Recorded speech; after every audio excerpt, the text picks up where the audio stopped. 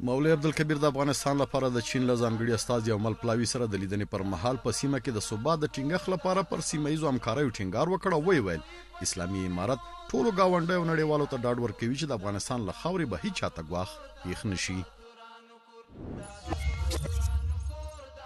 مولوي عبدالکبیر په کابل کې د مالدارۍ د فارمونو اتحادیې له غړو سره په لیدنه کې وویل اسلامي امارت د کورنیو تولیداتو د ودې او پراختیا ملاتړ کوي او په دې برخه کې د شته ستونزو حل ته به رسیدنه وشي.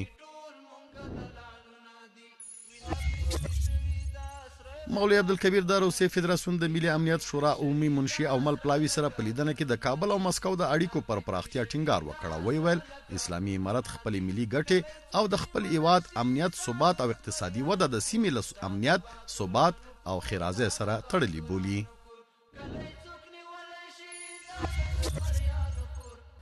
دا ملا عبدالغني برادر اخون او د روسیې فدراسیون د ملي امنیت د شورا د عمومي منشي په لیدنه کې د سیاسي اړیکو او اقتصادي همکاریو پر پراختیا، د سوداګرۍ او ترانزیت کچې پر زیاتېدو او همداراز افغانستان کې د روسي پانګوالو پر پانګونې خبرې وشوې.